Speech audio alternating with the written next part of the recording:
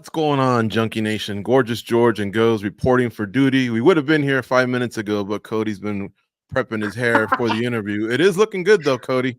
Yeah, How you feeling, brother? I'm feeling great. Besides the bad hair day, I'm doing pretty good. All right, Cody. Let me ask you some different questions that I haven't asked you in a while. I haven't asked any other athlete this in a while, but just how important is this fight to you coming up on November 9th against Blackshear? I mean, every fight is the most important fight of your life, and I approach every fight the same way. But this one has a lot of extra, I guess, pressure, connected to it. Last fight on my UFC contract, I'm in a situation where I need to win. You know what I mean? It's not like I'm not going to sugarcoat it. Like I have to go out and win. You know what I mean? My career depends on it, and I know that. And I think that motivates me and scares the living crap out of me, because, I know that, if I don't perform on that night, that who knows, who knows where, I'm going to look for a job, and I like my job and I want to keep it. So, yeah, I mean, I'm 100% just, mentally, physically preparing myself to get into a war, and just having that willingness and ability and gas tank to, no matter where this fight ends up,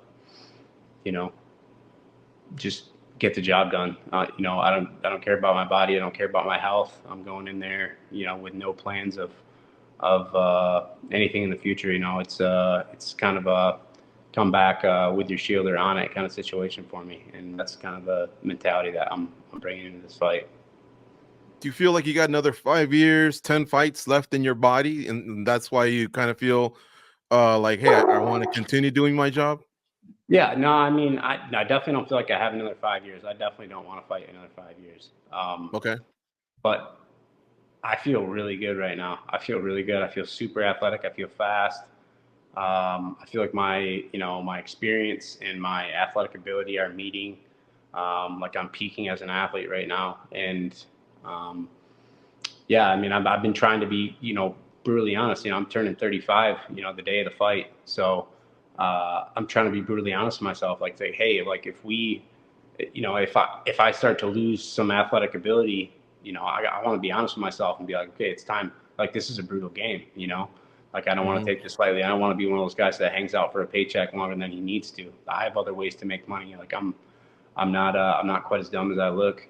It's really surprising. I'm actually pretty good at a lot of things besides fighting. So like, this isn't my only option in life, but I love this sport and I want to be a part of it. I know I can compete with the best guys in the world. So it's like, I just got to get the job done. You know what I mean? Like I'm coming up razor short. I don't necessarily feel like I lost to Douglas DeAndrade. I definitely think I won that fight, but my last fight, I just didn't come into the cage with the kind of savviness that I needed to have, and that's not like me. Normally I'm more of a gamer. Like everything can be falling apart in fight camp, and I'll pull it out. Come fight night.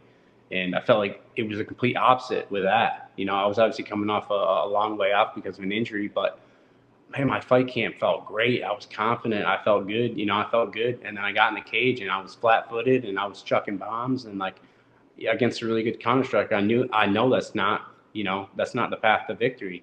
I barely wrestled in that fight and like I knew what I had to do to win and I just did not do it. And that's very unlike me. And it's, moving forward, like fighting Blackshear, like I know exactly how I have to beat this guy, and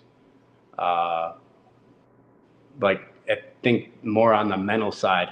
I already know physically what I have to do, but mentally I have to like stick to the game plan, fight with a high IQ, and just be smart in the exchanges and win.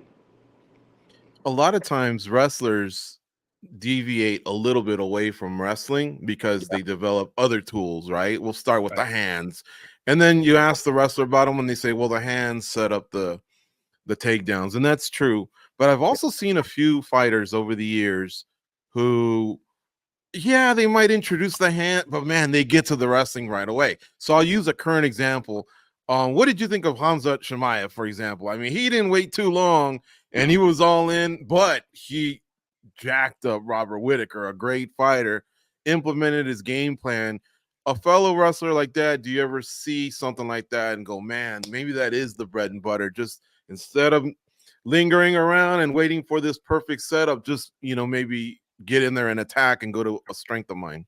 Yeah, I mean, it's like, it's the old saying, like, don't forget what got you to the show, and I look back at all my fights and I've watched them all and studied them and kind of like what changed. And the big difference is the wrestling. Like, granted, my kickboxing has gotten exponentially better. I think my jiu-jitsu has gotten exponentially better, but I've abandoned my wrestling. And that's the only thing I can point to. It's not like I'm not prepared. It's not like I'm going into the fights unprepared or, I think I have more of a willingness to like get in these big exchanges and like try to land this big bomb, to where, I used to fight way more safe. I was very like proddy, shoot. And then I watch, somebody I've shared the cage with, like Merab Dvalishvili, like this dude has a game plan and never deviates from it. And I'm like, okay, so why, like watching his success, knowing, how close our fight was, why would I abandon what I know I'm good at? And my answer is, I have no idea. Like, I just pure stupidity, I guess. I know I can wrestle just about anybody. You know what I mean? I get takedowns whenever I decide I want to take somebody down, I'll take them down, in sparring. And I'm not sparring guys that are slouches. I'm sparring, some of the best 45 pounders, best 35 pounders on the planet, on a daily basis at Extreme Couture. So, I'm taking guys down, like high level guys. And a lot of times I will just shoot in a round just to get a little break, like, and that's, and like, I'm like, man, and then when I look back, I'm like, oh wow, I got 2 takedowns that round. Like, I won that round, and then I go into a fight and I don't shoot, I shoot one time in the whole fight and I get a takedown and I'm like, wow, why didn't I do that in the first round?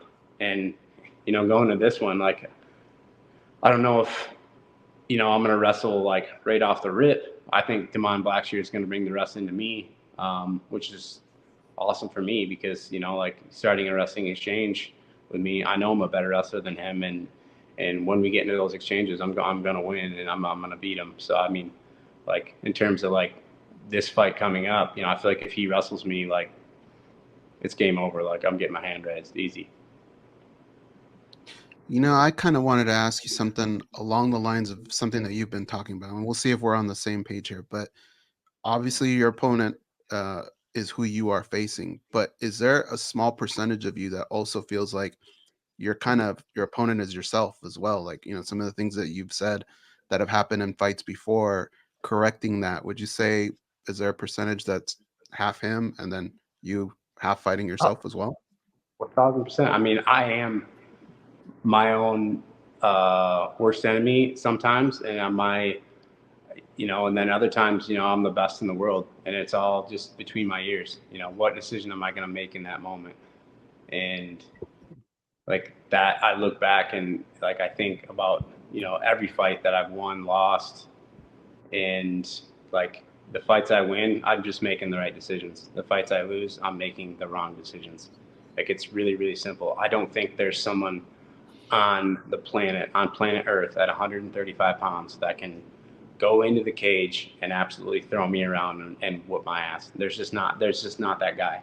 Like, and I've trained and fought, I've fought 2 former world champions. I've trained with these guys, the best guys in the world from all over the place, from Russia, from everywhere. You know what I mean? Like, there's no plush, like there's no shortage of like just absolute studs at Extreme Couture and the UFC PI and all the places in Vegas that I train.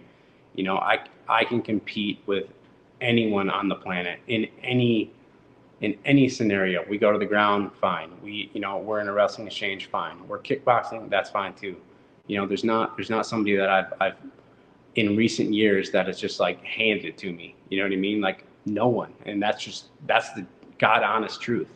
It's like, but when I get into the cage, am I going to make the decisions to give myself the best advantages that I can? And like in my last couple of fights, I haven't done that. And, the focus for me for the last, solid 6 weeks is just what's the path of least resistance? You know what I mean? What's the easiest way for me to win? You know, and that's what I'm gonna do. You know, and if shit hits the fan and it's not going my way, like I'm gonna bite down on the mouth guard and swing until one of us goes to the ground. Like that's the mentality that I have going into this. I wish I would have restructured that question a little bit, because it's you against your opponent, you against yourself a little bit, but is it also you against the judges? And the reason why I bring that up is because, look, Dan Ige just fought, right? And it was a fight where a lot of people kind of had it going towards Dan Ige. You can do everything. This is what I don't like about our sport, is you can do everything correctly and not get rewarded for it, and because it goes to somebody else's hands, right? So is Yeah. that a little piece of something that you have in your mind as well? Like, who are those 3 judges going to be? What are they going to be looking for that night? There's also new rules. There's kind of a lot of things going on. Is the judging part something that scares you a little bit as well? Yeah, the judging part is it's terrifying as an athlete, because I'm sitting here and I went back and watched the Ige fight again, just because I'm like, I kind of got a little heat for saying, like, I think Ige just got robbed. Like, I think he clearly won the first and third round. You can't be on top for 2.5 minutes, and it's pretty hard, to control somebody for half the round and then go out and lose the round. And I'm like, well, maybe there were some exchanges and things that I missed. Like they're going 50-50 on their feet, and Dan spends most of the round on top.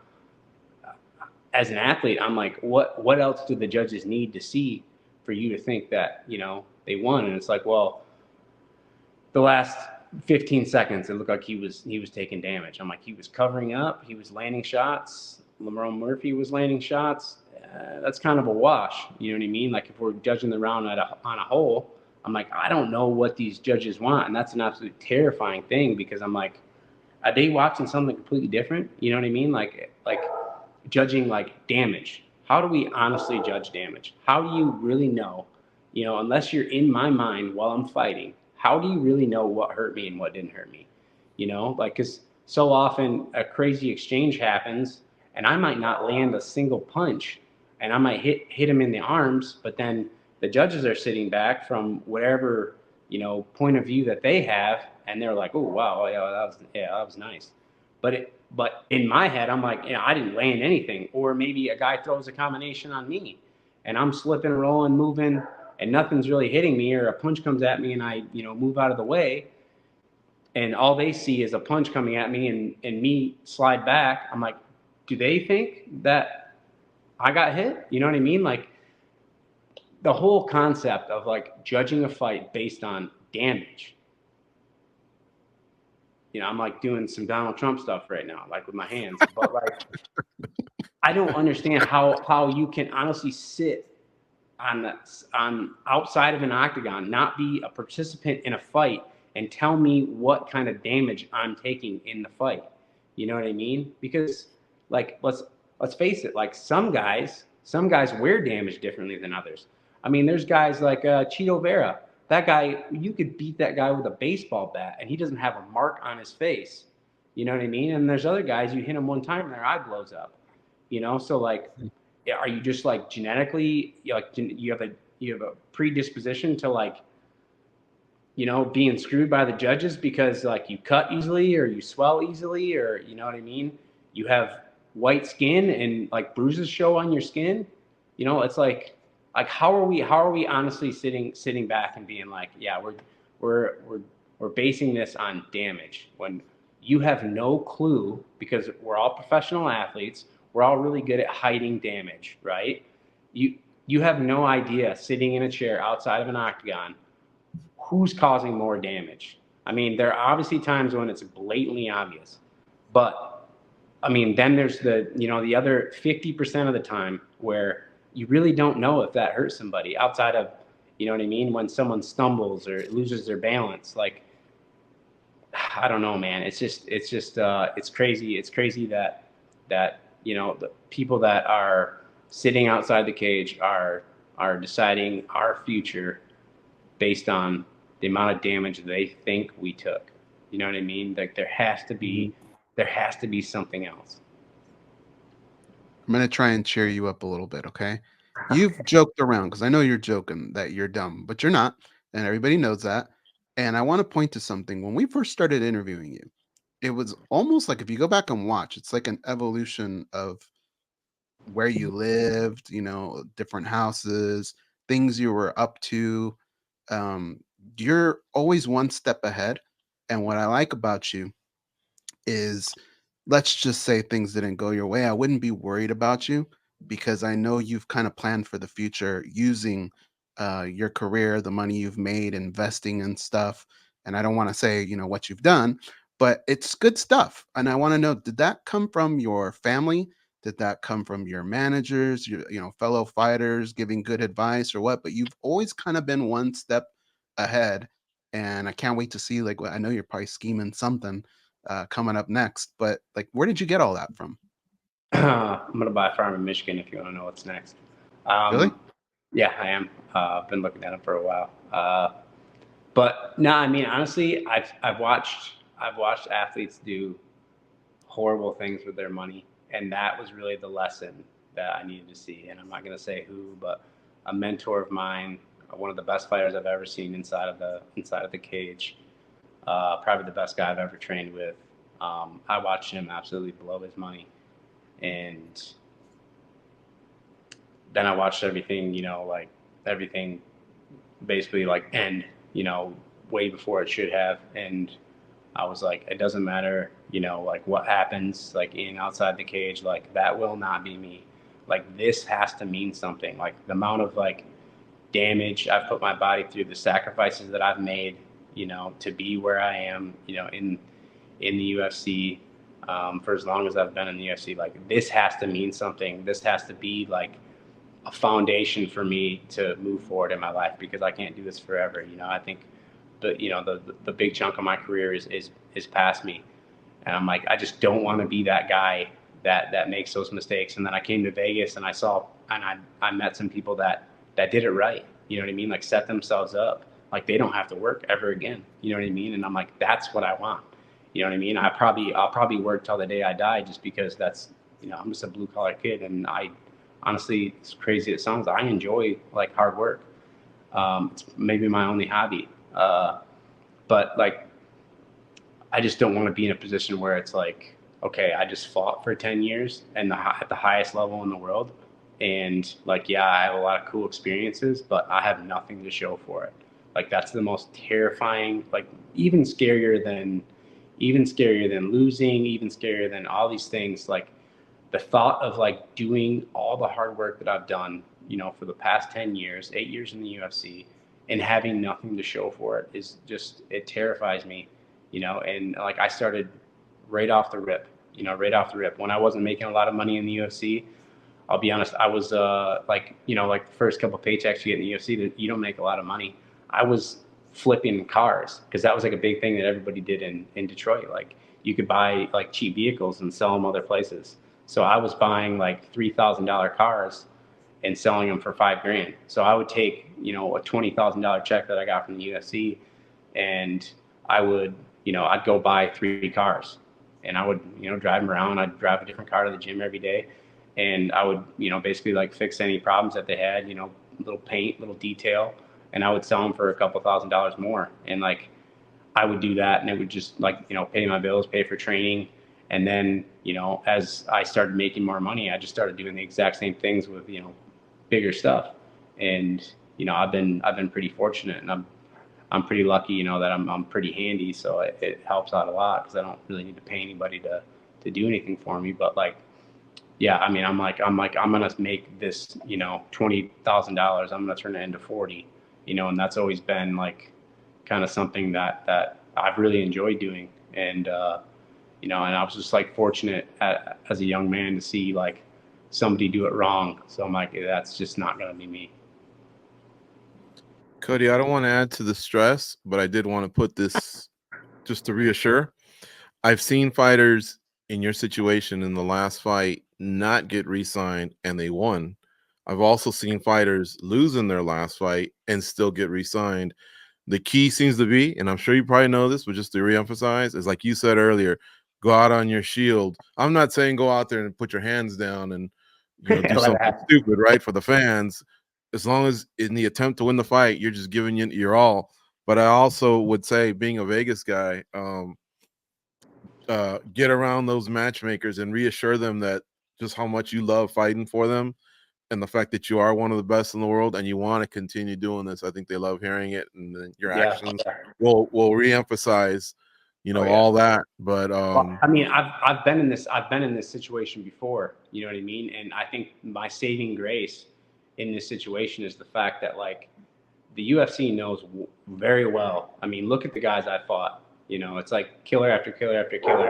They know for a fact that when they ring my line, it doesn't matter if it's 6 weeks, 2 weeks, 1 week, 4 days. It doesn't matter. Like, the answer is yes. And I just want to know how much I have to weigh. You know what I mean? Like, they know that. Like, I'm not one of those guys that's like tiptoeing around trying to get the right matchups. Like, no, I'm a professional athlete. I fight for money. And when there's an opportunity to make money, I will do that. You know what I mean? Like, and that's been my saving grace. And I think I can't imagine, not getting re-signed. And if I don't, it is what it is. Like, I'm not worried about that. Like, my only focus is to win. You know what I mean? Like, if I win and I have a spectacular performance and the UFC doesn't re-sign me, like, it's not the end of the world for me. Let's be honest.